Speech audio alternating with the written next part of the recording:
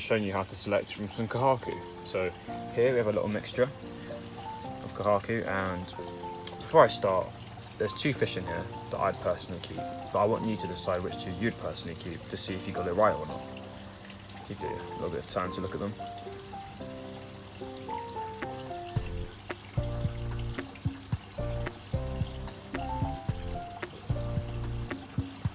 Okay, now when you first want to start selecting fish, the first thing you should look for is to make sure there's no deformities on the fish.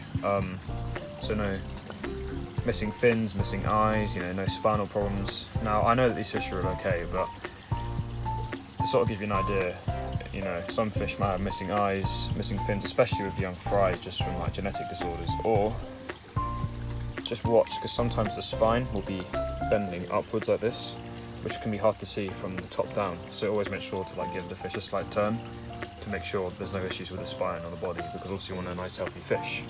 Now the next thing to look at before you even look at the pattern is the quality of the red on the fish. Now as you can see on this fish, for example, the red on this Kohaku, really nice, strong. Same on this one here, nice strong red. Also the quality of the white, you don't want any wishy-washy, right? You want nice strong white like this fish here, this fish here. This fish also has some nice white and red. Now this fish, for example, the red's good, the white's good. However, when you come to this fish here, the red is orange. Now, not only that, but in between you can sort of see where new red is coming through. And it won't be of higher quality as it is in the other fish. Now this this means that this fish here isn't really desirable to me, because if you look at the red, it's wishy-washy and orange rather than being a strong, thick red colour. So this is the first fish that I'll be removing from the bowl. Now the next thing to look at is how the pattern is laid out on the fish. Oh, nearly jumped out there. Now the first thing is to make sure that if there's any red on the head, it goes between the eyes rather than on the eyes. This one's fine.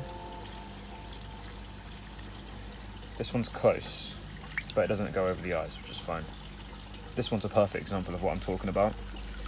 As you can see, the red sits perfectly between the eyes, but as you look, if I turn it over, the red doesn't go onto the eyes on either side of the fish. Same with this one here. With this one here, it's very close, but the red doesn't go on the eyes fully.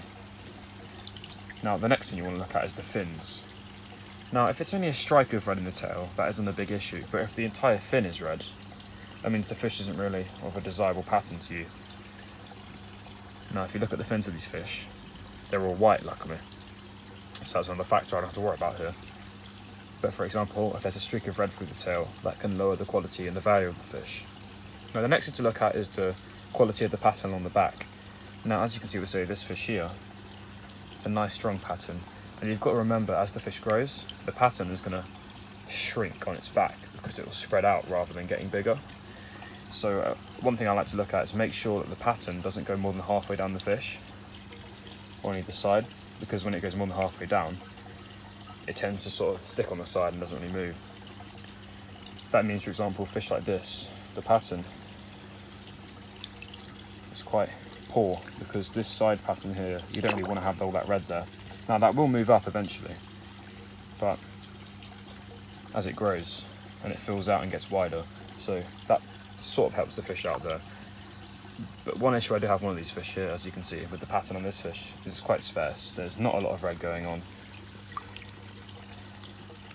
It's quite barren.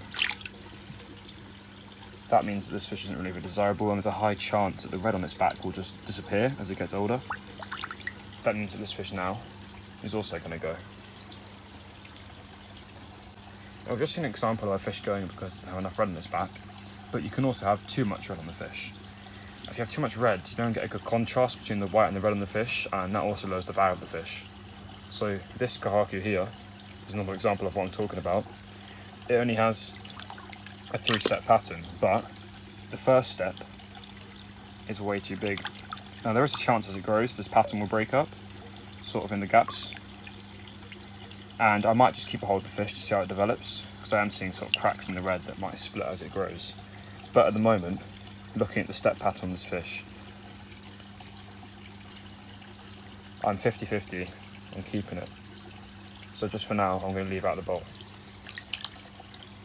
Now this fish here is really another 50-50 fish, but the red on this fish and the white are a lot stronger in contrast, and I'm seeing patches of red here starting to develop, which could, in the long run, make the fish a lot better.